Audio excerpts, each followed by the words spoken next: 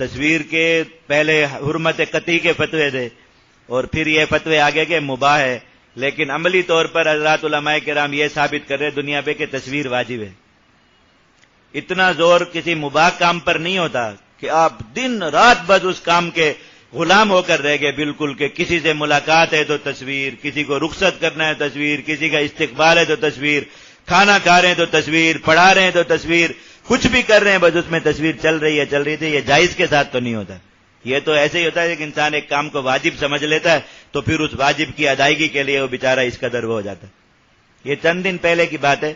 یہیں کراچی میں ہماری کچھ دعوت تھی تو ہم وہاں گئے، سارے علماء ہی تھے وہاں اس دعوت میں، میرے ساتھ ایک ساتھی بھی تھے جماعت کے، وہ عالم نہیں تھے۔ تو اب کھانے پر جو ہے وہ یہی سارا سلسلہ شروع تھا، تو جو میزبان تھے انہوں نے جب کھانے کا آغاز ہوا تو باقی سب لوگوں کو کہہ دیا کہ بھائی ان کی تصویر نہیں بنانا،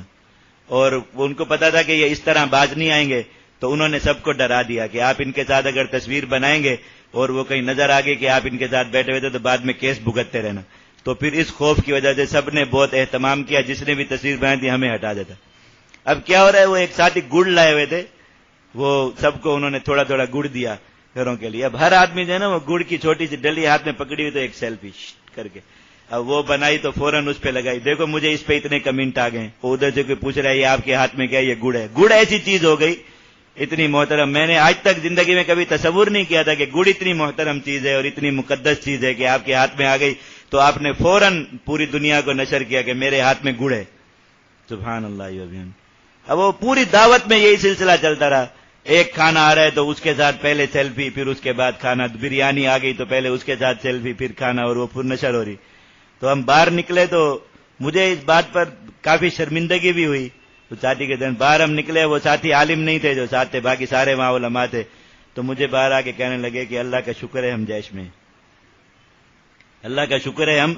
جیش میں، کہ ہم پاگل نہیں ہوئے کہ گڑ بھی ایسی چیز ہے جو ہاتھ میں آ جائے تو تصویر واجب ہو گئی، بریانی بھی ایسی چیز ہے جو ہاتھ میں آ گئی تو تصویر واجب ہو گئی، اور بوتل پیپسی کی ہاتھ میں اٹھا لی تو ایک تصویر اور واجب ہو گئی، اور ٹیشو پیپر سے ہاتھ صاف کر رہے ہیں، منہ صاف کر رہے ہیں تو ایک تصویر اور واجب ہو گئی۔ کہا اللہ کا شکر ہے ہم جیش میں، اگر ہم بھی جیش میں نہ ہوتے تو ہمارے نزدیک بھی یہ سب کچھ واجب ہوتا، اور اسی ذلت میں ہم بھی لگے ہوتے، پھر تھوڑی تھوڑی بات دیکھ رہے ہوتے کہ اتنی اچھی تصویر لگائی تھی، ابھی تک کسی نے ماشاءاللہ بھی نہیں لکھا، اور ابھی تک کسی نے لائک نہیں کیا، ابھی تک کسی نے کمنٹ نہیں کیا، اس چیز کی وجہ سے بخار ہو انسان کو۔ یہ کام جائز کے ساتھ تو نہیں ہوتا، یہ سب ہوتے ہیں جب کسی کام کو آپ واجب سمجھ لیتے ہیں، تو وہ ساری چیزیں مدار ہو گئی۔ اتنی ذہنوں میں ایک بات راسخ ہو گئی کہ اگر آپ تصویر کے بغیر ہیں تو دنیا تک آپ کا پیغام نہیں جا سکتا۔ جہاں تک جیش کا پیغام جا رہا ہے، کسی کا جا رہا ہے، کسی کی تصویر آتی ہے؟ حضرت امیر صاحب کبھی کوئی بیان تصویر رنگ و نور کبھی تصویر کے ساتھ آیا، اور دشمن بھی سنا رہے ہیں بیٹھ کر۔ اللہ تعالیٰ اگر آپ کے کام میں اخلاص ہے اور آپ واقعی اپنا پیغام اخلاص کے ساتھ پہنچانا چاہتے ہیں، اللہ رب العزت آپ کو سنائے۔ میرا دل کر رہا ہے میں آپ کو ایک چیز سناؤں، لیکن میں فون نہیں لایا ساتھ اپنے۔ کل کشمیر میں، مقبوضہ کشمیر میں شوپیاں ایک علاقہ ہے، وہاں پر ایک شخص نے روڈ پر حضرت امیر صاحب کا بابری مسجد والا وہ پرانا بیان وہ لگا کے رکھا ہوا تھا، اور ہزاروں لوگ کھڑے ہوئے اس بیان کو سن رہے ہیں مقبوضہ کشمیر میں۔ آپ تصور کر دیں، کراچی میں آپ کہیں چلا کے رکھ سکتے ہیں آج کل کے حالات میں؟ کوئی ایسا فدائی ہے جو روڈ پر امیر صاحب کا بیان چلا کے رکھ دے آج کل کہیں ڈیک لگا کے؟ اور مقبوضہ کشمیر میں شوپیاں میں کل ساتھی نے وہیں سے براہ راست، خود وہ ساتھی وہاں کشمیری مجاہد جو ہمارے ہیں انہوں نے وہ وہاں سے ویڈیو بنا کے پھر ادھر بھیجی، کہا یہ دیکھیں یہ لوگ اس طریقے سے اللہ تعالیٰ نے وہاں تک پیغام پہنچ رہا ہے، فوجی بھی گزر رہے ہیں، ان کی گاڑیاں بھی گزر رہی ہیں، اور ان کو پتہ ہے امیر صاحب کا بیان لگا ہوا ہے، کوئی اس کو بند نہیں کر پا رہا۔ تو بغیر تصویر کے یہ ساری چیزیں ہو رہی ہیں یا نہیں ہو رہی؟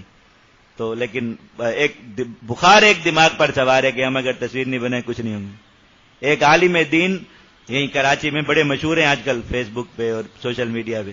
مسجد کے ممبر پہ بیٹھ کے بیان میں، جمعے کے بیان میں یہ کہہ رہے تھے کہ آپ دیکھیں میں ایک بیان کر رہا ہوں، اب اتنی میں کام کی باتیں کر رہا ہوں اور اتنی اونچی اونچی باتیں میں آپ کو سنا رہا ہوں قرآن و حدیث کے نکات، اور آپ بس چند سو لوگ ہیں یہ بیٹھے سن رہے۔ یہی بیان اگر میں ٹی وی پہ کرتا تو لاکھوں لوگ اس کو سنتے۔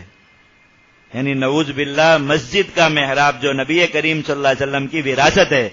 وہ خود اس میں محراب پر بیٹھے ہوئے ایک عالم دین کے نزدیک ٹی وی سے کمتر درجے کی چیز ہے۔ جمعے کے بیان میں یہ بات لوگوں کو خود بتا رہے ہیں کہ آپ تو اتنی بڑی بڑی میں باتیں کر رہا ہوں، اتنی میں محنت کر کے بیان کی تیاری کرتا ہوں اور ایسے ایسے نکات میں قیمتی قیمتی ڈھونڈ کے لاتا ہوں، بس چند سو لوگ آپ آگے بیٹھے ہوتے ہیں اور وہ سن لیتے ہیں۔ اگر یہی بیان میں ٹی وی پہ کروں تو کتنے ہزاروں لوگ سنیں گے۔ یہ ہے کہ بندہ فتنے میں پڑ گیا.